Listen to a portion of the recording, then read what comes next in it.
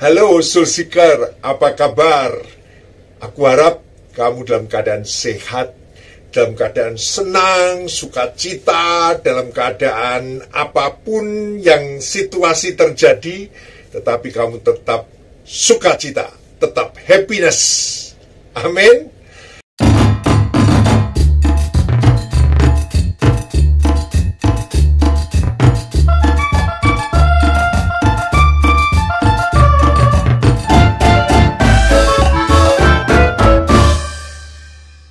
Baik, aku akan bicara tentang satu istilah bahasa Jawa, nguyai segoro atau menggalami lautan. Nguyai segoro merupakan sebuah kata bahasa Jawa yang meaningnya berarti percuma atau sia-sia menggarami lautan itu. Hal ini terjadi di antara hidup kita, bagaimana kadang kita memberikan pertolongan kepada orang yang mampu, orang yang tidak perlu ditolong. Ini sebenarnya seperti orang nguyai segoro. Percuma kamu nolong, orangnya saja mampu, orangnya saja bisa, ngapain kamu menolong? Tetapi ada pengertian lain lagi bahwa nguyai segoro adalah ketika kita memberi pertolongan kepada orang lain, tetapi orang itu tidak menghargai pertolonganmu dan bahkan tidak berterima kasih untuk bantuanmu. Memang kita membantu orang, kita tidak mencari ucapan terima kasih, tetapi setidak-tidaknya waktu kita membantu seseorang itu setidak-tidaknya menghargai pertolonganmu. Ya toh? Ya toh? Ya toh? Kalau orang itu kata, wah cuma gitu aja, bangga nolong aku gitu. Jadi kita kayak mesfro, percuma kita nolong orang itu. Ya toh? Ya toh? Ya toh? Ngono wae ndak dicerita-ceritake. Gitu aja nolong mesti diceritakan orang. Ya kadang waktu kita menolong orang dan orang itu tidak menghargai pertolongan itu, ya ini seperti nguyai segoro, seperti menggarami lautan. Bahkan waktu kita menolong orang lain, sebenarnya ada satu pergumulan dalam hidupmu, dalam hidupku, bagaimana pertolongan itu bisa tersampaikan kepada orang lain. Betul? Soul Seeker, aku terus belajar untuk hidup dalam panggilan itu dan menghidupi panggilan itu.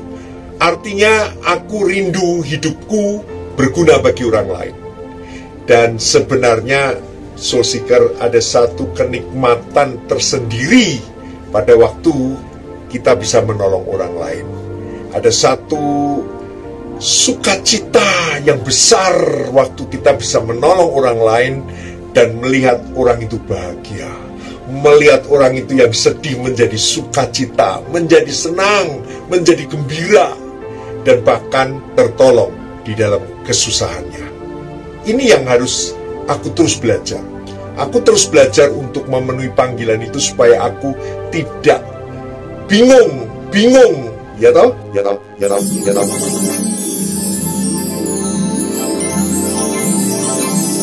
Dan ini yang harus aku terus belajar, karena menolong orang lain itu tidak mudah. Kadang-kadang kita menolong orang lain itu yang sudah sulit, sudah miskin, sudah tidak bisa punya apa-apa, masih sombong untuk mau ditolong, masih gengsi. Saya sering menjumpai orang sudah benar-benar tidak bisa apa-apa, kita bantu aja. Oh, tidak usah nanti ngerepotin, tidak usah. Terima kasih, bad kamsyal. Sebetulnya dia kan butuh pertolongan itu. Tetapi mengapa orang-orang seperti itu kadang malah sudah tahu dirinya tidak mampu, tetapi tetap gengsi, tetap menjaga gengsinya, tetap menjaga kredibilitasnya, bahwa kalau ditolong orang itu kelihatannya kurang baik. Kalau ditolong orang itu nanti jadi berhutang budi. Saya tidak tahu jawaban itu, karena saya pun ditolong orang. Karena saya pun membuka tangan saya ketika orang lain menolong saya. Jadi kalau ada orang yang tidak mau ditolong, ya saya tidak tahu mengapa kok tidak mau ditolong. Bingung. Ya toh? Dan fakta yang aku alami, Soul Seeker, di mana aku ini pernah mengalami yang namanya uang saldo di ATM itu tinggal 140.000 rupiah. aku kehabisan duit, dan sementara kebutuhan untuk kebutuhan rumah tanggaku itu masih membutuhkan uang. Sementara uang yang kuberikan waktu aku menolong orang lain bisa aku berikan jumlah puluhan juta rupiah. Ya tidak pada satu orang, tetapi begitu banyak orang-orang yang saya tolong, dan itu memakan uang hampir puluhan juta rupiah. Sedangkan saya sendiri kadang tidak melihat kepentingan saya kadang mengabaikan apa yang aku alami, sedangkan aku sendiri membutuhkan uang waktu itu, membutuhkan fresh money, tetapi di ATM-ku sudah habis tinggal 140.000. Aku jadi berpikir, ketika aku menolong orang, kadang orang yang ditolong saja sombong, kadang orang yang ditolong itu tidak menghargai pertolonganku.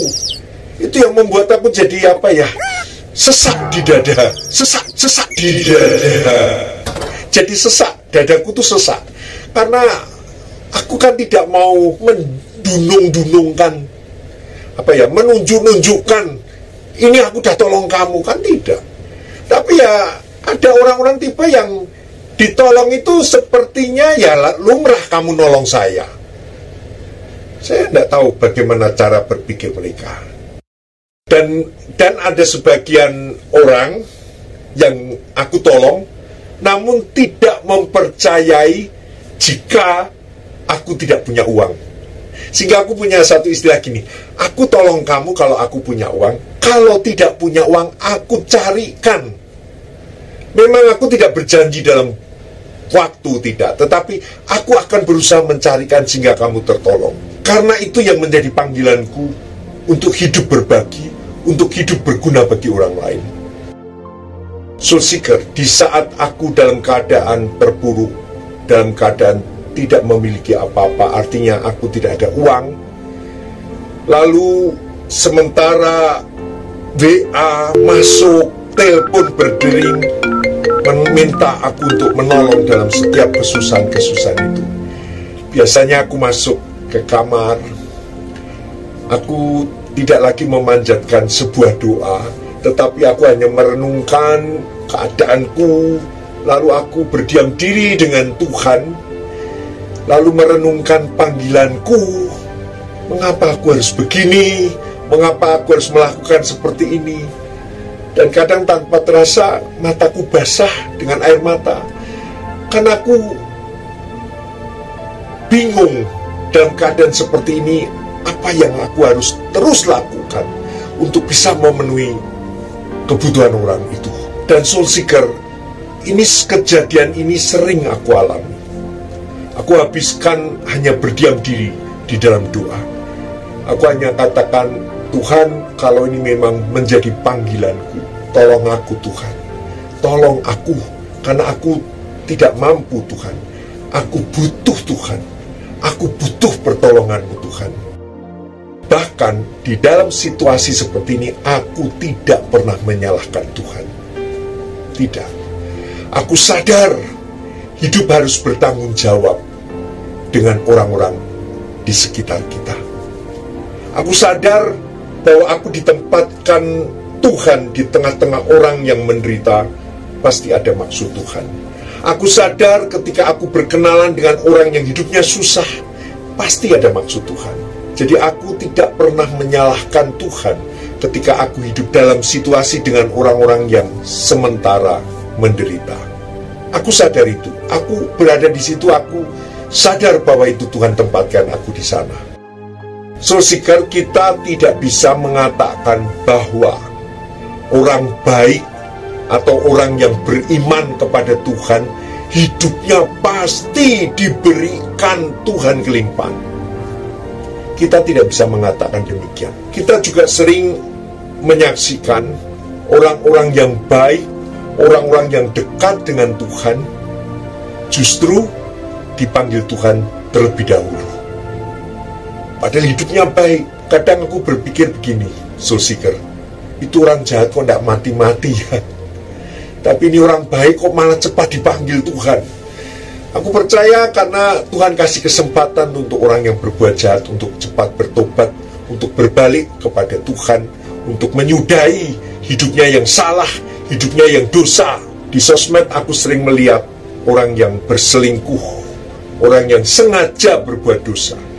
Aku tidak tahu mengapa mereka begitu kejam terhadap pasangan hidupnya dan mengingkari janji sucinya kepada pasangannya. Dan aku juga melihat orang-orang yang jahat hidupnya, malah kelihatannya berkelimpahan uangnya. Tetapi aku tahu itu pasti ada maksud Tuhan, supaya ia suatu hari nanti akan bertobat dan menyesali akan perbuatannya. Aku juga menjumpai Soul Seeker, orang-orang yang baik, orang yang penuh dengan kasih, justru menderita kanker. Ini aku saksikan sendiri, Soul Seeker, bahwa orang baik menderita kanker, orang baik dalam kesulitan, orang baik di dalam penderitaan sakitnya. Kadang aku lihat betapa aku tidak adil kalau aku masih hidup untuk diriku sendiri. Jadi aku harus belajar menjadi orang baik. Aku harus belajar menjadi orang yang beriman, yang hidup untuk menolong orang lain. Memang orang baik tetap saja diejek, orang baik tetap saja disiksa batinnya.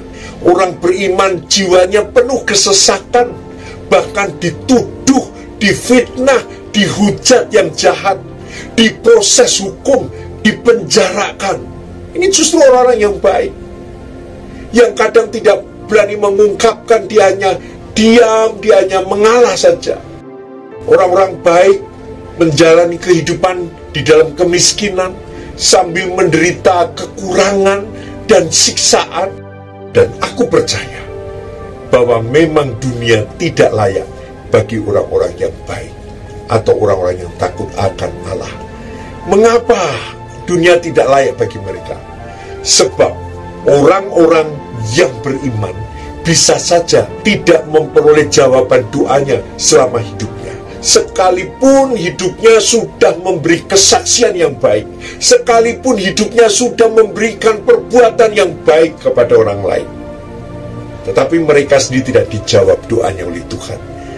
Mengapa? Semua ini adalah misteri ilahi yang harus kita sadari. Karena Allah telah menyediakan yang lebih baik dalam kehidupannya, tetapi bukan kehidupan di dunia ini, kehidupan nanti di dalam zaman kekekalan. Soul Seeker, kadang dalam situasi yang aku ceritakan tadi, dalam kesulitan yang aku hadapi, sementara aku berbuat baik kepada orang lain, sementara aku menolong orang lain, sedangkan aku sebenarnya saat-saat seperti itu aku butuh ditolong, tetapi tidak ada orang tahu.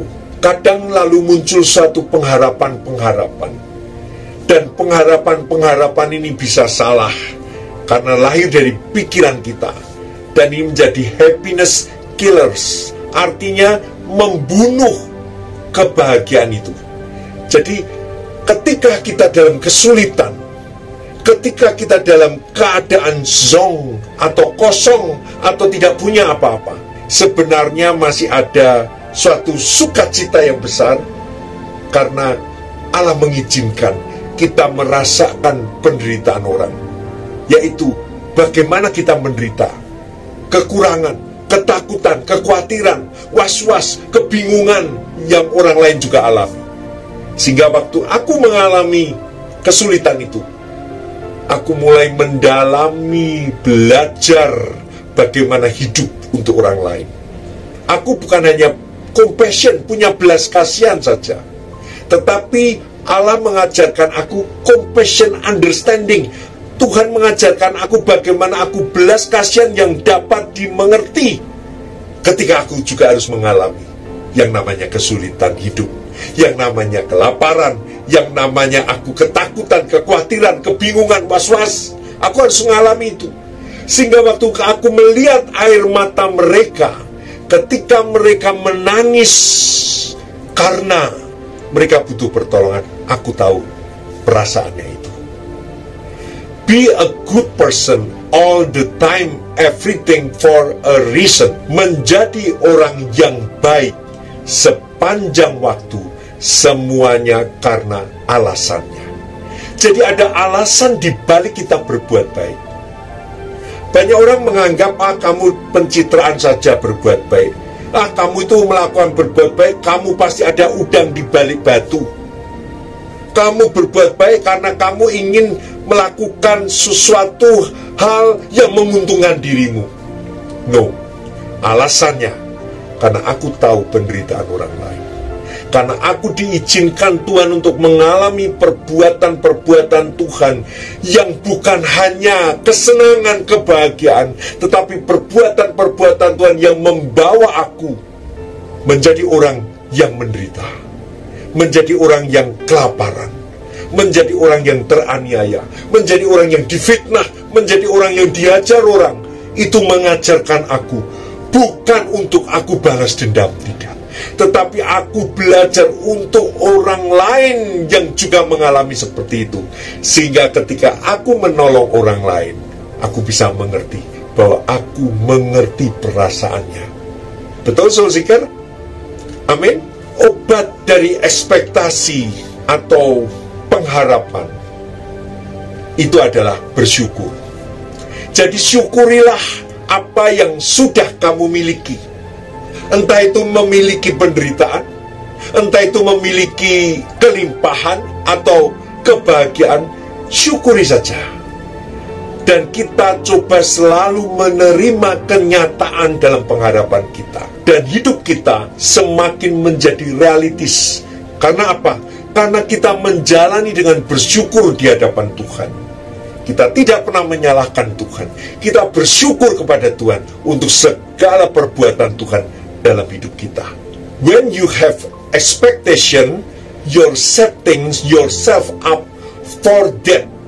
Ketika kamu memiliki harapan, kamu harus mampu mengatur diri sendiri akan hal itu. Jadi waktu kita mempunyai pengharapan, kita sendiri harus mengerti memanage pengharapan itu.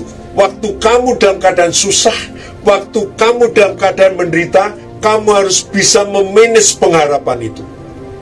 Bukan pengharapan yang mengecewakan, tetapi pengharapan yang memiliki kesabaran untuk menunggu jawaban daripada Tuhan. Betul, saudara? Itu yang kita kerjakan. Itu yang aku kerjakan. Menunggu jawaban Tuhan dengan percaya bahwa Tuhan tidak pernah meninggalkan perbuatan baik terhadap umatnya. Amin. Amin. Amin. Amin lah. Karena itu yang harus kamu rubah. Mindsetmu jangan kamu hanya berpengharapan lalu kamu doa sekali, doa dua kali sudah berhenti. Tetapi pengharapan itu ada di dalam hati kita.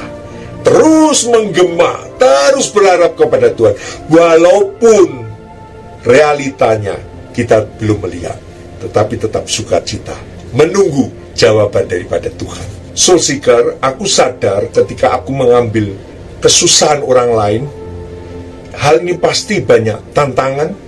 Hal ini pasti harus dilakukan dengan hati-hati.